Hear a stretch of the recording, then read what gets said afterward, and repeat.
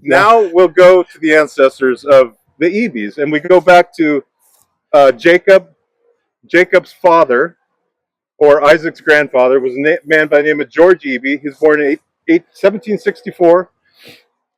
And he, at the age of 17, it was 1781, age of 17, he enlists in the Revolutionary War in the John Stone Company, 2nd Battalion, Pennsylvania Militia. So he joins up, and there's no real notable, remarkable stories about his time in the Revolutionary War that I could find, but just that he was in it. And so he was buried in Winchester, Illinois. And Lee and I found a picture of his headstone. I'll have this over in there. We can look at it later if you're interested. But this is George Ebey's headstone.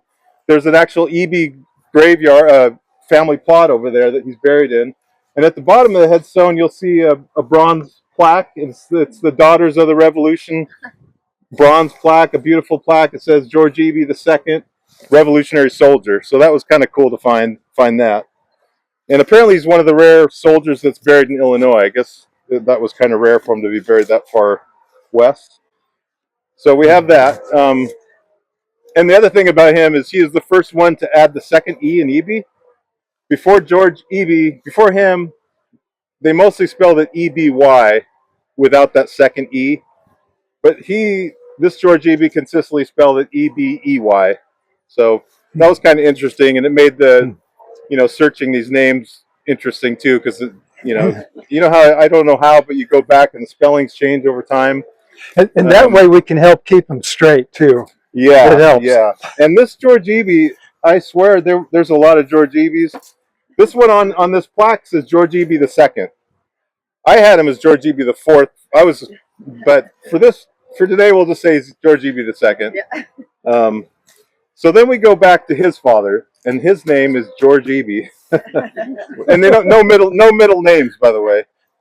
Nothing better. Date of birth is about all you can go by. But his father had some remarkable history and documented history in the Revolutionary War.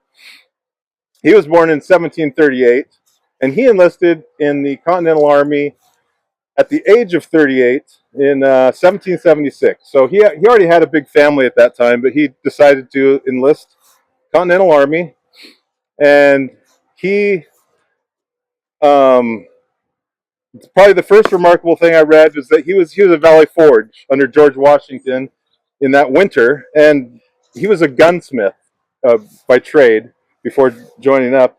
And while he was at Valley Forge, he took old gun barrels, discarded gun barrels, and he somehow made this coffee mill, and it's just a little like a coffee grinder. And he made this, hammered it out, however he manufactured, but somehow he made this in Valley Forge. And it makes me think that he was probably a pretty popular person at that time. I mean, I think of sitting there in the cold and the miserable winter, and suddenly some guy can grind some coffee and make. It sounds like one of the few pleasures you probably had back at that time. So this coffee mill is still in the Ebey family, and they protected it. It's a really important heirloom to them. They talk about how they threw it in the river when there was a threat of a Native American raid or something. They would toss it in the river and then retrieve it later so it wouldn't get taken or something. So that's pretty important. That's something you really treasure. So so that was the first thing I read about George Ebey I. And then the second big thing he was involved with was the Battle of Stony Point. And I don't know if you've heard about the Battle of Stony Point. There's a lot to read about it if you're interested. But in trying to summarize it, Stony Point was this big rocky fort above the Hudson River that the British were occupying, and they had about 500 or 600 British troops occupying this big rocky, very easily defensible fort. They didn't think there was any threat of anyone ever taking that fort away from them. But George Washington wanted to take that back, so he handpicked Brigadier General Mad Wayne Anthony, who mad sounds like crazy mad, but I think he was just a good man as far as I can tell. And he led about 1,300 troops, and they came up with a plan to take Stony Point. And they marched many miles, sometimes single file through forests and back trails to get to Stony Point. And they stop about a mile and a half before they get there. They're trying to go unnoticed by the British. And their plan is to do a night attack, take it at night under cover of the darkness. So they get about a mile and a half. They stop to the farmer's field. They lay out their plan to the soldiers. They're given a rum ration. I don't a courage ration. I guess it's just like, that's what it said. I read it several times. They're given rum ration. They're also given a little piece of white paper. So they pin this white paper to their hats, the front of their hat. And that was just to identify each other, in the dark, in the night. Pretty simple, but probably worked. Yeah. And then part of their plan was they were dividing up into a couple divisions to ascend this hill to take this fort, and they needed volunteers. They needed 40 volunteers. They're going to have 2 groups of 20, and these groups are called the Forlorn Hope, which pretty much tells you what these guys' job was going to be. It was kind of hopeless. They were in the most danger in this battle. But the important thing is George Ebey volunteered. He was one of the volunteers to be part of this Forlorn Hope.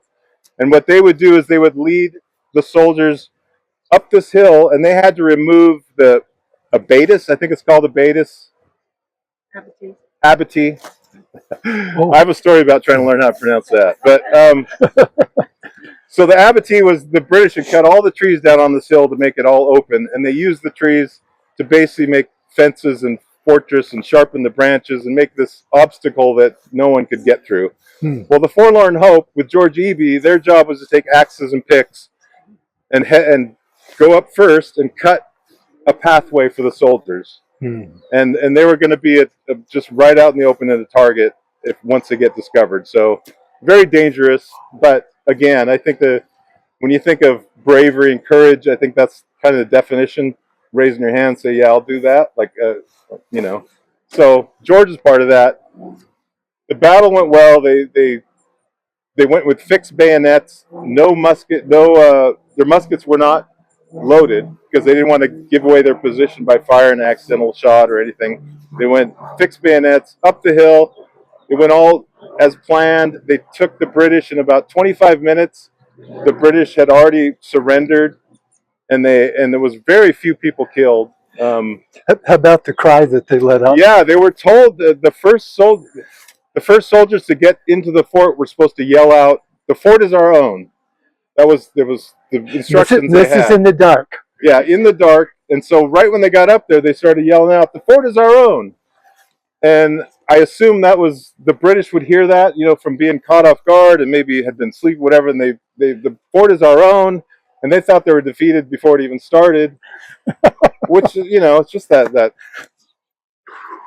little things like that can make a big difference. So they had all given up, and but there was soldiers killed. It was a battle, a lot of shots fired, a lot of injured, and the British ended up having about 80 injured and 20 killed out of 600. And the Americans had 15 killed and about 80 injured. But unfortunately, out of those 15 soldiers that were killed, George Ebey was one of them. And most of those deaths were in that group, the Forlorn Hope group, as far as I can tell. So it was a very successful battle. It really gave hope to all the soldiers that, in this war. I think it was kind of a turning point for a lot of soldiers. But George Ebey was part of that, and I'm sure that story was told to his, to George II and down to Jacob and Isaac, and that story was a story told in their family when they talked about this and everything else. And it probably was inspiration for them, maybe inspiration when they decide to come west on the Oregon Trail. I mean, that kind of stories in your family, I think, can have that effect. Yeah. And maybe that did on their family. But so that's it for the Ebeys. And they're tied to the Revolutionary War. Yeah, no kidding. That's our guy back there. Yeah. And you want to come back next week for the Hancocks? Sorry, I tried to say I was going to keep it. No, short, it was but, all great. I'd heard some of it, but oh. wow. Yeah. Okay, I'll try to equal that. Here we go. Can you stick in here for a little longer? Okay. We're going to just go a short ways here to the Hancock plot.